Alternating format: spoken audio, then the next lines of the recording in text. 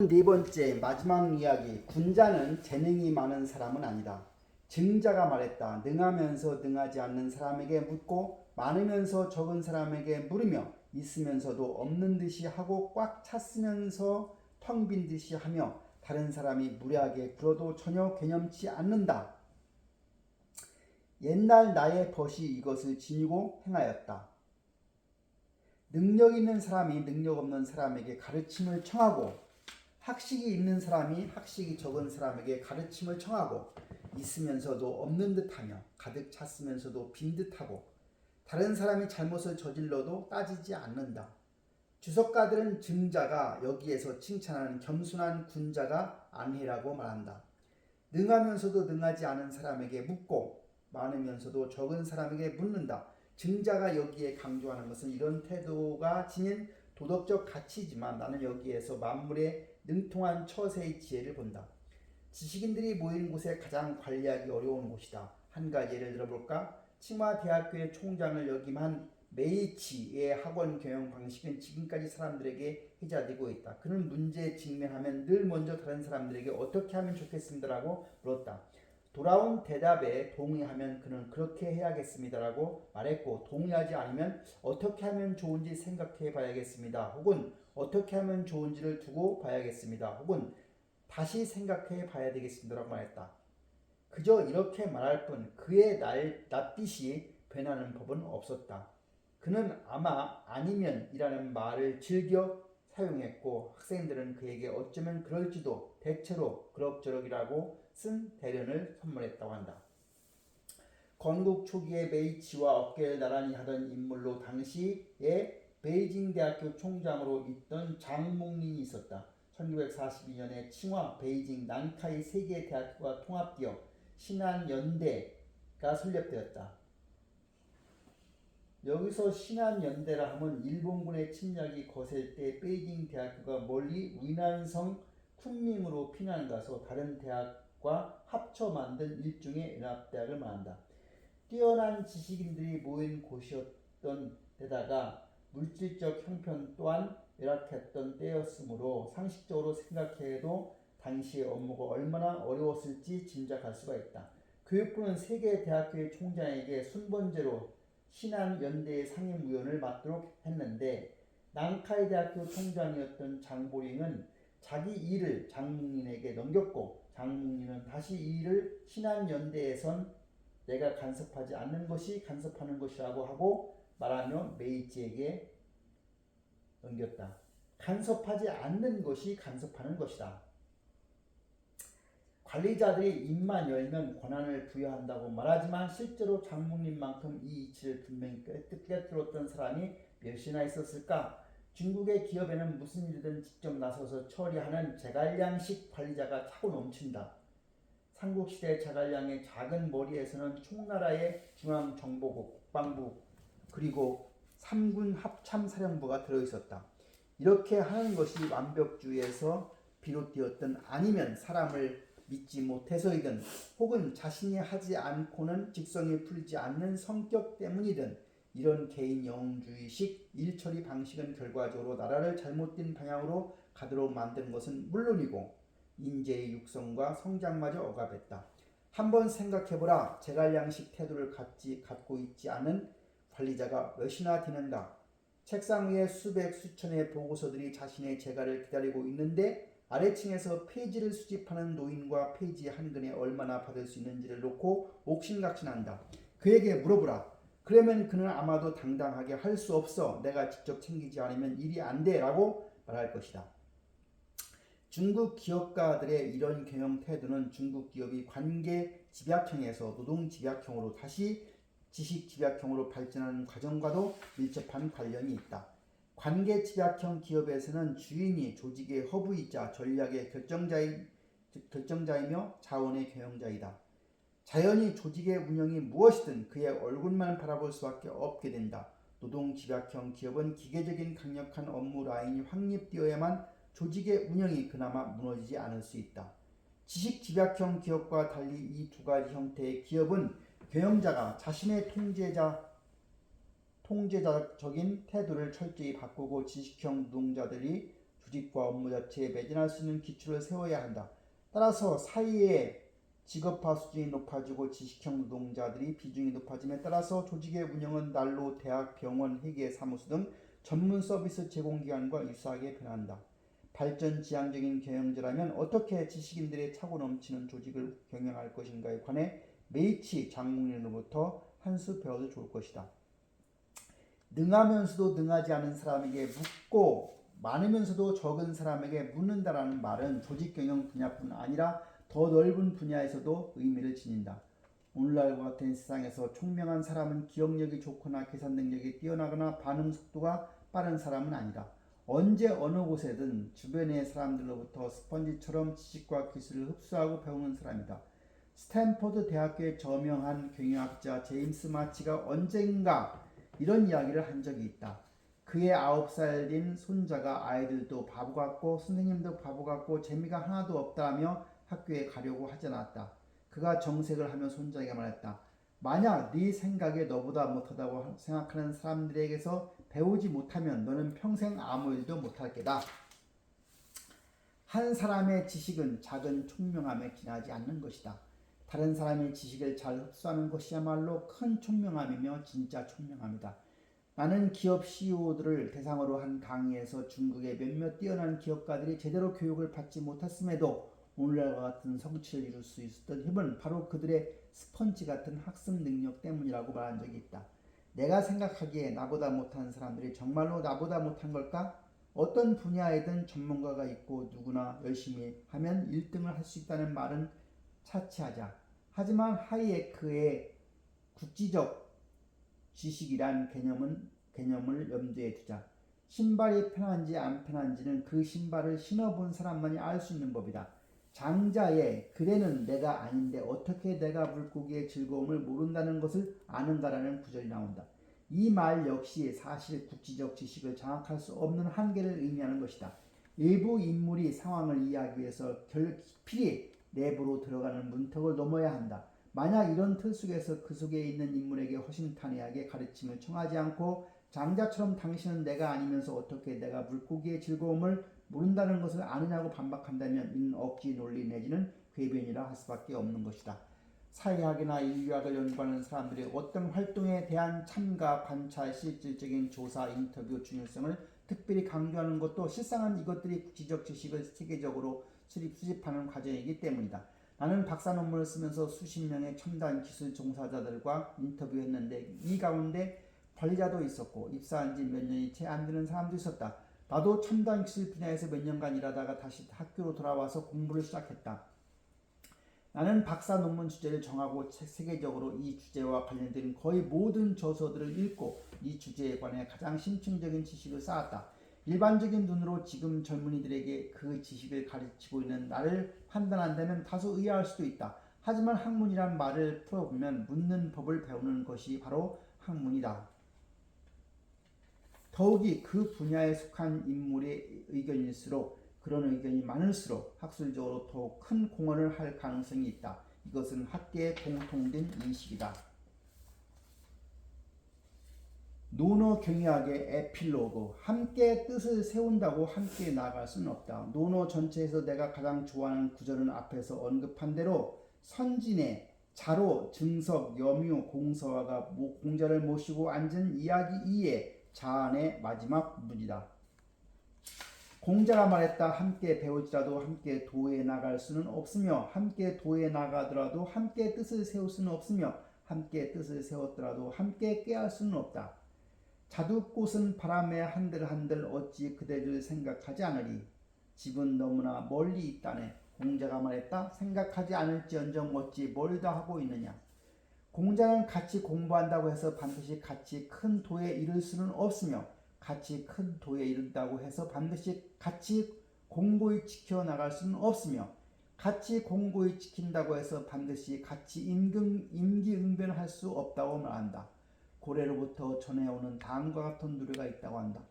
아름다운 자두꽃이 봄바람에 휘날리는구나. 어찌 그대를 그리워하지 않겠느냐마는 그대의 집이 멀고도 멀구나. 하지만 공자는 만약 정말로 그리워하면 멀고 가까운 문제는 있을 수 없다고 말한다. 주의 이후에 대다수 논어 판본은 이 두 편을 독립적인 글로 놓고 있지만 나는 이 둘을 함께 놓고 읽는 것을 좋아한다. 경영을 배우는 데에도 단계가 있다. 첫째는 배워야 할 필요성을 인식하고 배우기 시작하는 것이고, 둘째는 경영의 큰 도를 진정으로 배우는 것이고, 셋째는 경영의 큰 도를 지켜나가는 것이고, 넷째는 경영의 큰 도를 지키는 기초 위에서 다양한 실제 상황에 융통성 있게 대처하는 것이라 할 수 있다. 어느 단계에 놓여 있든 상관없이 가장 중요한 것은 각종 핑계, 과감하게 실천에 옮기지 못하는 태도, 경영의 큰 도를 자신의 기업에 응용할 때 생기는 두려움을 극복하는 것이다.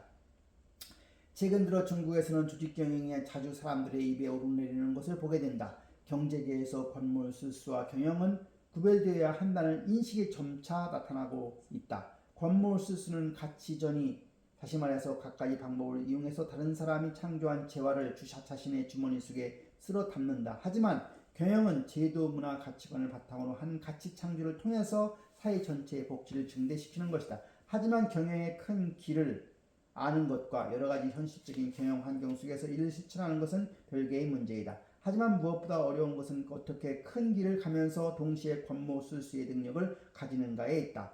큰 길을 걸어가면서 동시에 권모술수의 능력을 유지하는 것, 이는 상호 모순이 되는 것일까? 중국인들은 누군가가 어떤 일을 정통했을 때 원칙도 있고 융통성도 있다라고 말하기를 좋아한다. 하지만 내가 관찰한 바에 따르면 기업에서 이런 원칙과 융통성을 모두 갖춘 사람은 대개 언제 제도를 이용하고 언제 제도를 이용해서는 안 되는지를 아는 사람이다.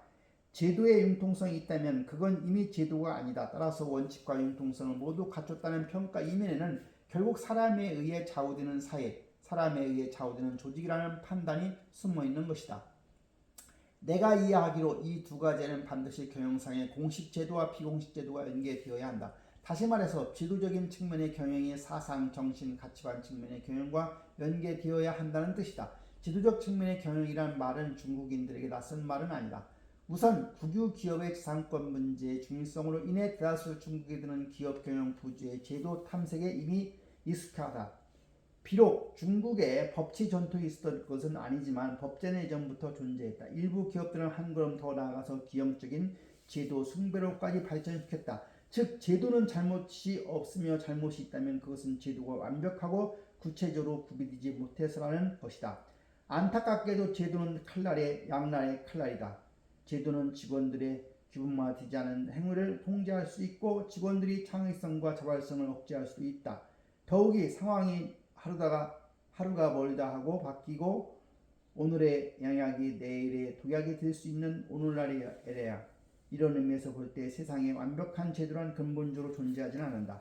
만약 경영의 핵심이 제도에 있다면 경영자들은 그저 공항에서 하버드대학교 경영 전직 같은 책을 팔기만 하면 될 것이다. 경영의 어려움은 어떻게 상황에 맞는 제도를 만들 것인가에만 있는 것은 아니다. 어떻게 정확하게 제도를 현실화시킬 것인가? 제도의 구체적인 문구와 조항 뒤에 있는 정신을 어떻게 기업의 여러 다른 측면에 관철시킬 것인가? 이를 통해서 직원들이 어떻게 다음과 같은 상황에서 자발적으로 기업의 이익을 근거로 삼도록 만들 것인가 하는데 경영에 어려움이 있다. 첫째는 감독자나 제도가 없었을 때에도 당면한 문제를 적절하게 처리할 수 있는가? 둘째, 필요한 때에 유사한 문제로부터 확립된 관례를 공식적인 제도로 변화시킬 수 있는가? 셋째, 제도가 합리적이지 못할 때 과감히 제도의 변혁을 꾀할 수 있는가? 예를 들어보자. 토요타는 토요타식 생산 방식으로 세계 자동차 시장을 제패했다. 토요타라는 한 기업의 이윤이 세계 10대 자동차 기업 가운데 나머지 9개 기업의 이윤을 합친 거와 맞먹었다. 나의 연구 결과는 직원 한 사람이 업무 라인의 전문가로서 참여하는 것이 토요타의 성공을 있게 한 본질이라는 결론이 나왔다.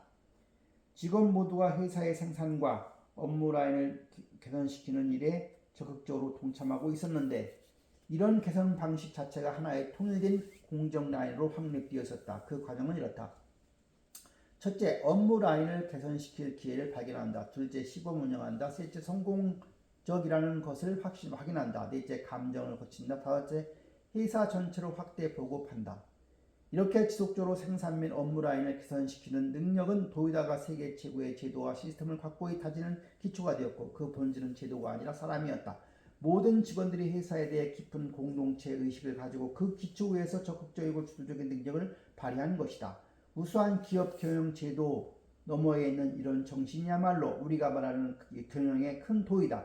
간단한 말로 표현하자면 경영의 큰 도란 기업과 각종 이해관계자가 평등의 정신, 계약의 이념, 그리고 분배 메커니즘에 기초한 전면적인 협력 관계이다. 경제학, 사회학, 심리학의 수많은 연구들은 하나같이 사람과 사람의 전면적인 협력 관계가 결코 전적인 계약과 이성적인 규범만 기대어 실현되는 것이 아니며 이때 인간의 이성이 더 넓은 인성의 영역에게 자리를 양보해야 한다고 말한다. 즉 이러한 협력 메커니즘을 결정하는 것은 협력 당사자의 가치관, 신념 그리고 예상이라는 것이다.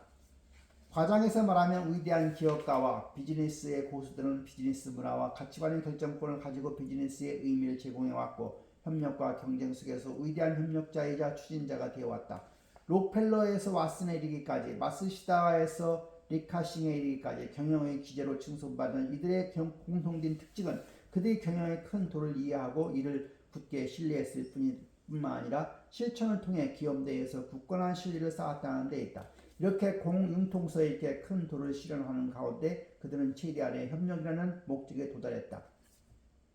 함께 뜻을 세우더라도 함께 깨할 수는 없다는 말의 의미가 바로 이것이다.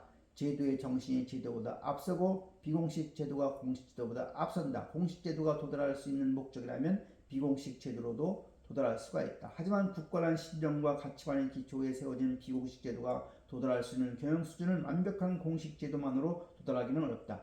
경영은 서양에서 발전하기 시작했고 기업의 공식 제도와 비공식 제도는 체계는 아주 자연스럽게 하나로 결합되었다.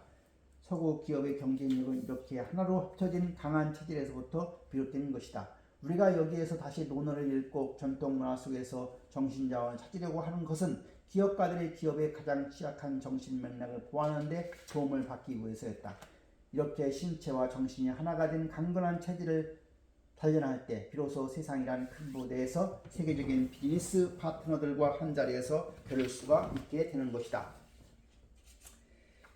역자의 후기, 논어 경약이라는 책의 제목에서 느껴지듯이 이 책은 우리가 익히 알고 있는 중국 고전 논어를 현대적인 시각, 특히 비즈니스 내지는 경영의 시각에서 새롭게 해석한 책이라 할 수 있다. 중국의 고전이나 역사적 인물을 오늘날의 관점으로 재해석하는 것은 요즘 우리에게 그리 낯선 광경은 아니다. 그만큼 중국은 우리에게 가까이 다가와 있고 그들의 장관 인문학의 역사 속에서 우리가 들여다보아야 할 부분들이 많다는 의미가 되리라. 그렇다면 흔치 않게 접하게 되는 중국 고전을 재해석한 서적들 중에서 논어 경약이 가지는 의미는 무엇일까? 우선 이 책의 저자를 간단하게 언급할 필요가 있다. 저자는 경제학을 전공한 젊은 학자이다. 나이에 어울리지 않게 그는 평상시에 논어를 비롯한 중국 고전을 뒤적이며 읽는 것을 좋아한다고 스스로 털어놓았다. 경제학자가 수천 년 전에 쓰인 책을 뒤적이는 것도 익숙한 장면이 아니거니와 논어와 경제학, 사회학, 심리학 등 범학문적인 관점으로 이 책을 기술하고 있다는 점에서 특이하다 하지 않을 수 없다. 번역하는 과정에서 저자가 상당히 학구적인 사람이라는 생각이 든 것도 이 때문일 것이다. 이 책은 논어는 물론이고 동서양의 경제학, 심리학 그리고 사회학을 넘나들며 기술하고 있다. 그만큼 이 책이 건드리는 범주가 광범위하고 다양하다는 것이다. 따라서 이 책의 역자로서 이 책을 읽는 독자들에게 당부하고 싶은 점은 어느 한 가지의 포인트를 맞춰 내용을 이해하려고 하기보다는 저자가 이끄는 대로 수긍하며 읽어 나가라는 것이다. 박학한 저자의 인도를 따라 읽어가다 보면 어느새 논어 경약이 얼마나 흥미로운 책인지 자연스레 느낄 수가 있을 것이다. 중국이 얼마나 풍부한 인문학 자원을 가지고 있는 나라인지는 굳이 설명할 필요가 없다. 지금 일관적으로 드러나는 빠른 경제 성장의 동력 가운데 하나가 바로 이런 풍부한 인문학적 자원, 요즘 말로 말하면 소프트웨어가 풍부한 연유가 아닐까 나름대로 생각해본다. 풍부한 자원을 가진 나라의 한 젊은 경제학자가 중국 고전 가운데 으뜸이라 할 만한 논어를 바탕으로 동서양의 다양한 학문 범주를 넘나들며 현대 경영의 한가운데 서 있는 경영자 혹은 큰 프레임 속에서 살아가야 하는 개인에게 던지는 메시지가 바로 논어 경영이 아닐까.